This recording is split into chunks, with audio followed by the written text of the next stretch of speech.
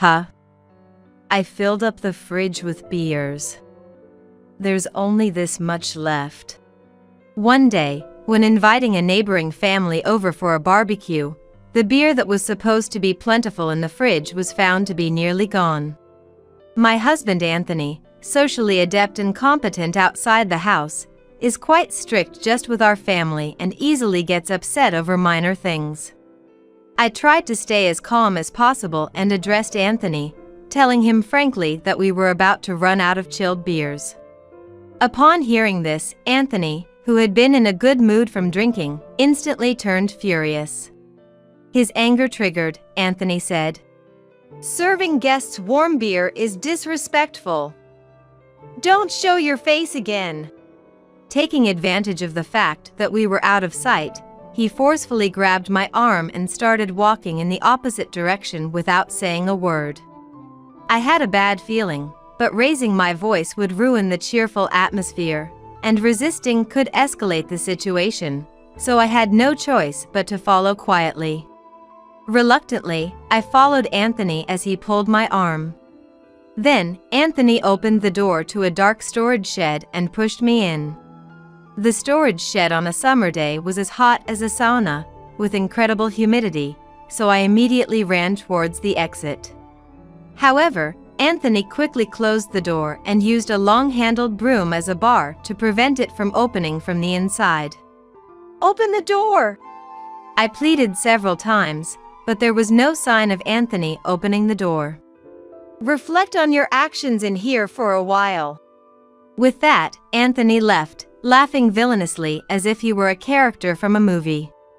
My name is Evelyn. I live with my husband, who is a sales manager at a major real estate company, and our 20-year-old daughter. My husband, Anthony, is 57 and I am 55, so we are close in age. Originally, I also worked at the same company as Anthony.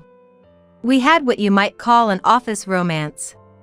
Anthony was everyone's dream guy, and I never thought he was in my league, but thankfully, he proposed, and we started a family. When we first became a family, I remember feeling ticklish from being envied by people from all around. At first, I was over the moon and every day was filled with happiness. However, as we got used to living together, Anthony's true character began to show. Our daughter, Nora, graduated high school and is now attending a fashion college, commuting by train early every morning. Seeing her study what she loves, looking lively and happy, makes me look forward to her future. That's why, for the sake of my daughter, I prioritized living a peaceful life day by day. Our family lives in an area where many families from the same company or related companies reside, thanks to the housing allowance from the company, which means we have many acquaintances around. In times of trouble, it's great that we can quickly help each other out, but for better or worse, news travels fast. Our family, in particular, gets along well with Dylan's family, who live 2 doors down and are colleagues of my husband. Like us, they are a family of 3, and their daughter, Stella, being the same age as Nora, has been close friends with her since childhood. Dylan, the husband, is always polite and never fails to greet us during routine activities like taking out the trash. Even though he's the same age as Anthony, his character seems unbelievably nice. Lillian, his wife, is a year younger than me, and we go shopping and on outings together like friends. She works as a legal assistant and is a dependable sisterly figure, often giving me advice. Of course, I've brought up Anthony before, but I've always wrapped the conversations in layers of discretion.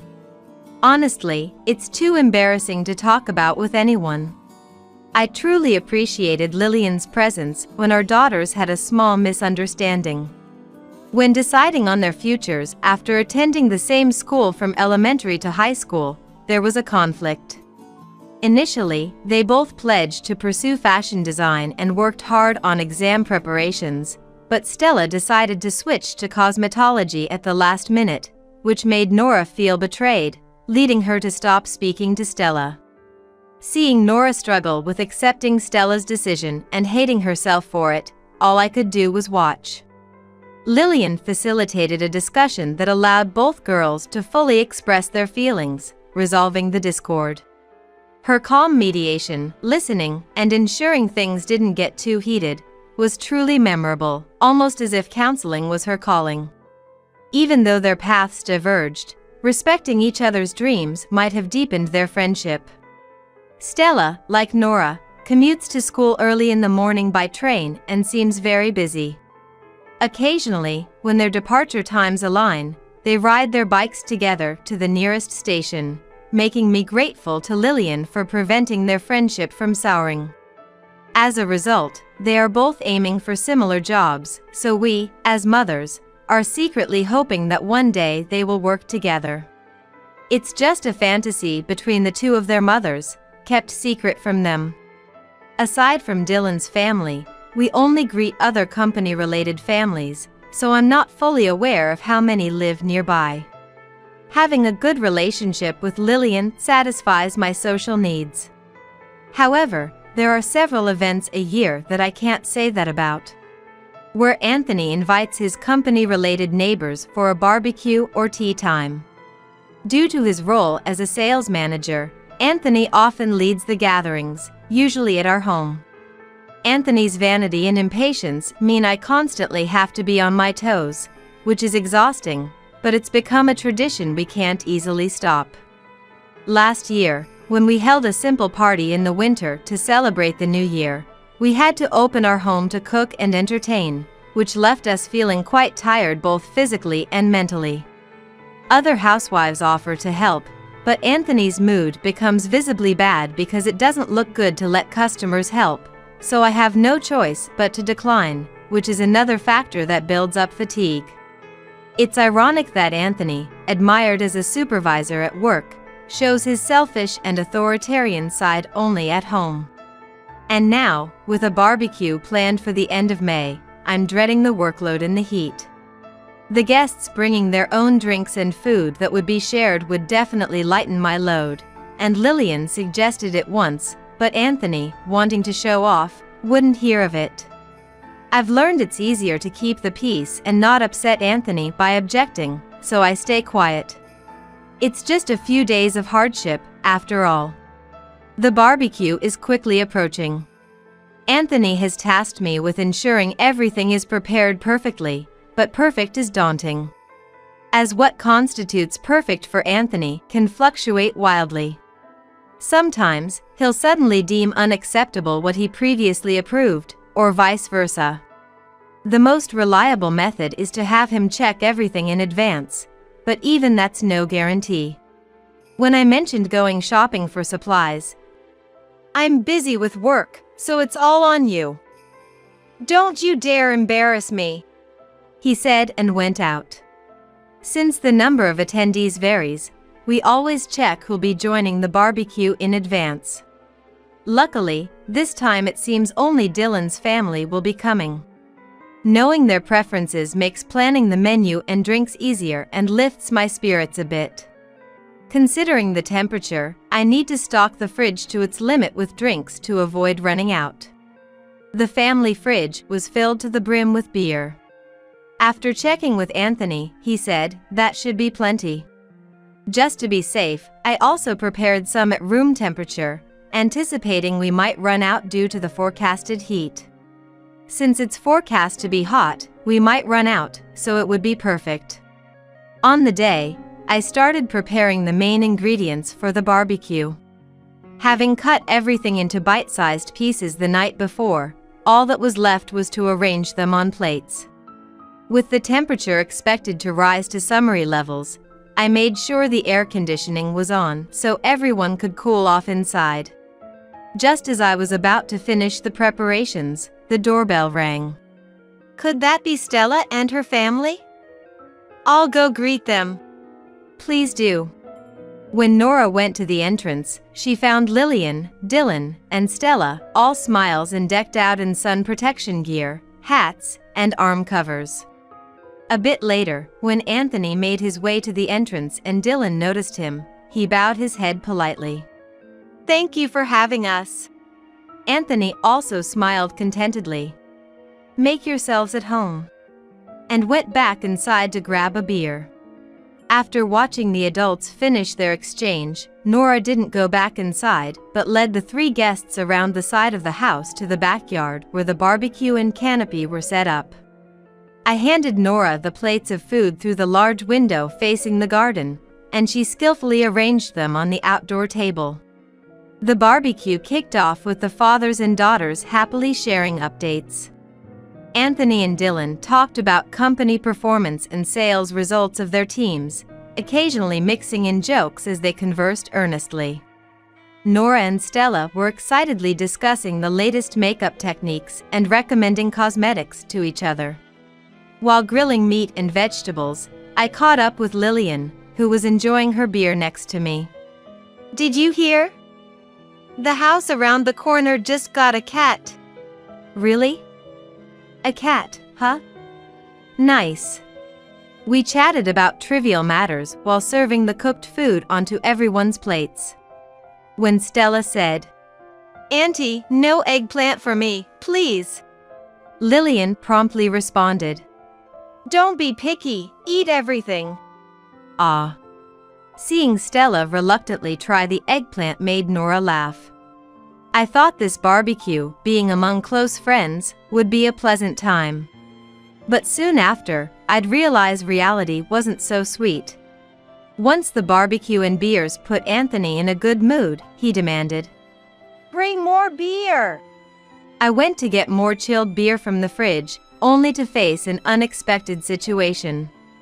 Despite having filled the fridge with beers, there were only a few left. I wondered when so many had been taken. Maybe the beer was consumed faster than I anticipated while I was busy preparing the food. The weather was hot, and the conversation was lively, so it couldn't be helped, but Anthony surely hadn't noticed. Yet, I knew from past experiences that once he realized we were almost out of cold beers, he would undoubtedly blame and lash out at me. Thinking that putting the remaining beers in the fridge now would at least be better than keeping them at room temperature, I moved all the remaining beers to the fridge. Then, trying to remain calm, I approached Anthony and said, "Honey," informing him straightforwardly that we were about to run out of chilled beers. Anthony's face, which had been jovial from the alcohol, instantly turned to anger upon hearing my words. Taking advantage of our location out of sight from the barbecue, he forcefully grabbed my arm and began walking in the opposite direction without saying a word. A bad feeling washed over me, but I knew raising my voice would only spoil the mood, and resisting could make things escalate, so I had no choice but to follow quietly. Reluctantly, I followed Anthony to the front of a storage shed on the opposite side of the garden. When we reached the shed on the opposite side of the garden, Anthony stopped and turned around, still holding my arm, saying, "Why didn't you keep restocking them?" Letting his emotions take over. Then, pointing at me, he said, "Serving guests warm beer is disrespectful. You stay out of sight now." He then opened the door to the pitch-dark storage shed and pushed me inside. The shed was sweltering like a sauna, with overwhelming humidity, so I instinctively ran to the door. However, Anthony quickly closed the door and secured it from the outside using a long-handled broom, preventing it from being opened from the inside. "Open the door!" I pleaded several times, but there was no sign of Anthony opening the door. Then, "Reflect in here for a while," he said dismissively and walked away, laughing villainously like a character from a movie. Panicking about the potential danger due to the heat, I repeatedly banged the door and shouted, "Somebody help!" But the likelihood of being heard from the shed, positioned far from the garden, was slim. To make things worse, shouting so much made me use up unnecessary energy, and I started to feel unwell. Having been grilling food without much hydration, I might have been on the verge of dehydration. Trapped with no hope of rescue, I wondered how I could escape. The darkness made my mood plummet further, and my breathing became shallow. It was too hard to stand, so I crouched down and leaned against a pillar, trying to escape the hot air as much as possible. With a gloomy feeling, I sit back down, hugging my knees. Huddled up, I lifted my face and noticed a water tank stored for emergencies at eye level. Grateful for any drinkable water, I hastily opened the tank and gulped it down. The water wasn't cold, rather lukewarm, but it was enough for me at that moment. It might help me manage for a bit, but I had no way of knowing how much longer the barbecue would last. With lingering unease, I closed my eyes. Meanwhile, Anthony, having completely forgotten about locking me in the shed, was enjoying a lively conversation and jokes with Dylan. I heard from Nora later that he was in a good mood and was making jokes, so I can kind of imagine it. Around 5 hours passed, and as the day began to fade, prompted by Lillian's suggestion, they started to clean up. Noticing Anthony's pale complexion, Lillian expressed concern. Is something wrong? You look pale. To which Anthony replied, "It's nothing," with a strained smile and quickly walked away from the garden. By then, Anthony must have been overwhelmed with thoughts of me locked in the shed. Intending only a short lesson but realizing hours had passed. Fearing the repercussions of his actions, he hurried to the shed. Tentatively, he removed the broom that was blocking the door and slowly opened it. But upon fully opening the door, he found no sign of me. Puzzled and concerned, Anthony switched on the light, only to see an unfamiliar woman standing with her back to him. Startled by a sudden, unexplained presence on his property, he exclaimed, "Ah! Who are you?" However, there was no response from the woman. Becoming increasingly angry at the woman who doesn't respond or turn around no matter how many times he calls out to her, Anthony approached the woman and patted her on the shoulder. "Excuse me." Shockingly, the woman's head fell off and rolled to the ground. Paralyzed with horror, Anthony collapsed to the floor, speechless and immobile from the shock. As he sat, frozen by fear, he suddenly heard the door close behind him. Confused, he quickly realized he was now the one trapped inside the shed. Panicking, he rushed to the door. "Open the door, please!" His plea for help echoed from inside, but then, from outside. "You reflect on your actions there." Lillian's voice must have been heard. Not knowing where I had gone or what was happening, Anthony was now the one trapped in the shed. Actually, Lillian had noticed my absence during the barbecue. I had often confided in her and had told a bit about Anthony's behavior. Feeling uneasy about not seeing me around, Lillian decided to search the property. Fortunately, Anthony and Dylan, being in high spirits from the drinks, didn't notice her leave. She informed Stella and Nora before starting her search. Finding no sign of me inside the house, she headed towards the shed opposite the garden, noticing a broom unnaturally propped against the door. Approaching with a bad feeling, she sensed someone inside. Knocking, she asked, "Is someone there?" Hearing my faint response, she hurriedly removed the broom, opened the door, and rescued me. Observing my weakened state, Lillian, deducing Anthony was to blame, took me to her house for safety. After she cooled me down and gave me water, she asked to me share what had happened as much as I was comfortable with. After hearing what had happened, Lillian thought of a way to get revenge on Anthony, and when she returned to my house, where they were still enjoying the barbecue, she briefly explained to her daughters about me, and then told them how she felt and how she wanted to get revenge.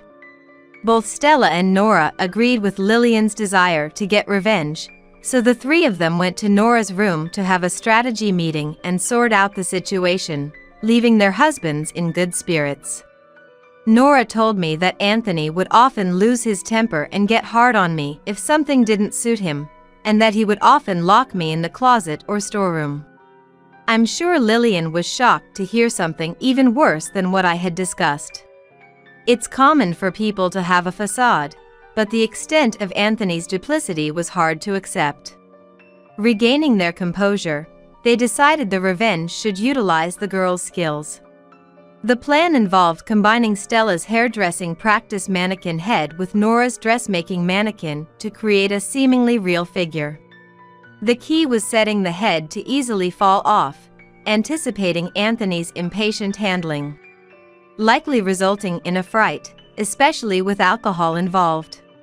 They adorned the mannequins with wigs and fabric to enhance the human appearance, then set it up in the shed.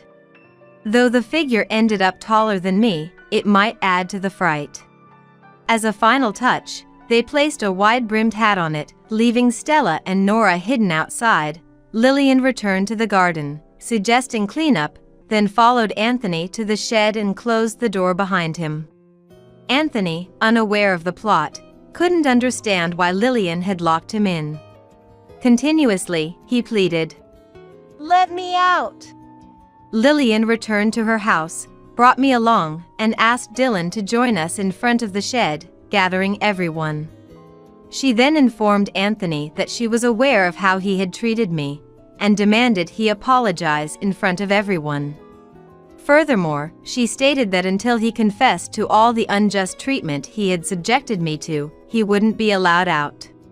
Reluctantly, Anthony began to confess his outdated, authoritarian behavior as a husband, which surprised Dylan the most. It was hard for Dylan to believe that Anthony, who was perfect at work and liked by everyone, could be oppressive and lash out at home. Dylan stood agape, speechless. After Anthony finished his confession, Lillian made eye contact with me and then opened the door. Anthony, drenched in sweat, stumbled out, "I'm sorry," and bowed his head to me, apologizing. However, the looks from those around him were icy. Even Dylan wore an expression of disappointment. Looking down at Anthony, he said, "I had misjudged you." And he left. Stella also expressed her disdain. Uncle, you're the worst. Leaving Anthony unable to lift his head. Nora and I could only watch the entire scene unfold with indescribable expressions. Having never seen Anthony bow to anyone, I was predominantly bewildered. Lillian, as if to add insult to injury, suggested, "Maybe I should call your company about this."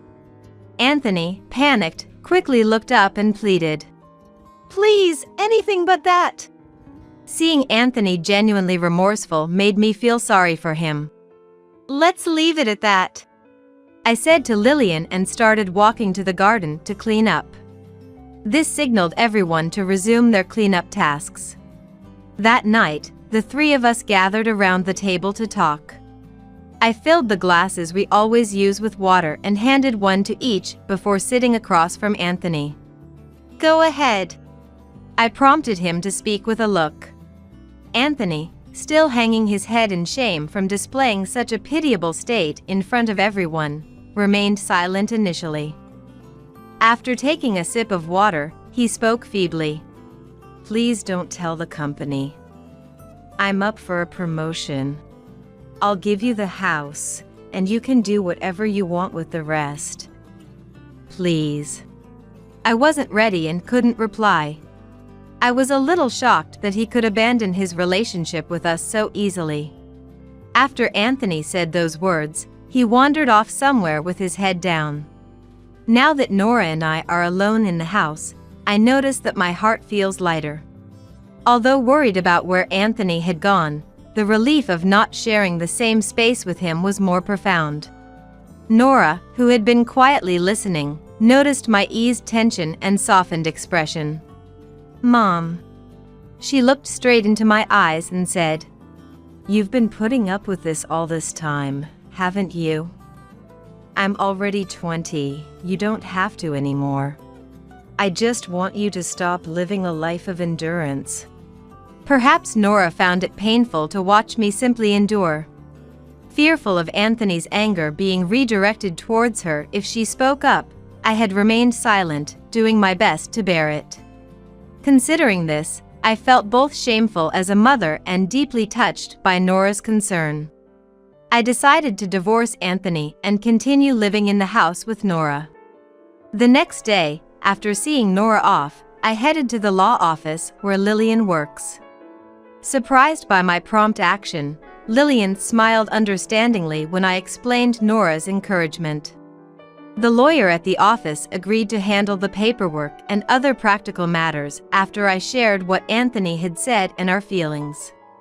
I intended not to escalate the situation, agreeing not to disclose Anthony's actions to his company as he requested, aiming for a settlement in the divorce that would include compensation and the house. After calling Anthony to discuss the divorce, he agreed without objection, allowing us to settle the divorce amicably. Now, the divorce is finalized, and thanks to the compensation and the house from Anthony, my immediate living situation is secure. However, supporting our life going forward is challenging, so I decided to start working in real estate administration, a field suggested by Lillian. I don't think it will be a problem since I was in an office job when I was working as a company employee. Seeing Nora's smile become more frequent certainly makes me grateful for Lillian, who provided the push I needed at that crucial moment. Being freed from a life of enduring Anthony's anger has truly been a blessing. While I haven't been too concerned about what became of Anthony, rumors have quietly circulated in our gossip-loving community about his lost promotion and subsequent dismissal. Whether true or not, we've kept out of it, especially since we never reported his actions at home to his company. Anyway, today I have an appointment to go out to afternoon tea with Lillian for the first time in a while, so I'm busy getting dressed up.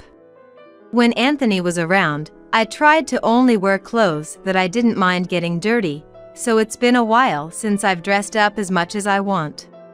Excited, I head to the cafe where Lillian and I agreed to meet. The cafe, buzzing with a diverse clientele, boasts a lively interior adorned with fresh flowers. Meeting up, Lillian and I chose a breezy terrace seat and ordered from the stylish menu. Opting to share a cake set and selecting Earl Grey and Darjeeling teas, we chatted away until our order arrived. Lillian then shared something new. Did you hear? She began, recounting a story she'd heard from Dylan about Anthony's fate. It seems a company junior had unwittingly spread the word about Anthony's public apology on the day of the barbecue, catching the ear of the president. Known for valuing family, the infuriated president decided that no matter how competent, an employee who neglects their family doesn't belong in the company, leading to Anthony's dismissal. Lillian squinted her eyes a little and put her hand over her mouth, laughing. We kept our promise, yet look what happened. Thinking that divine punishment really does exist, I laughed. Truly, walls have ears. And took a sip of my tea, smiling with Lillian.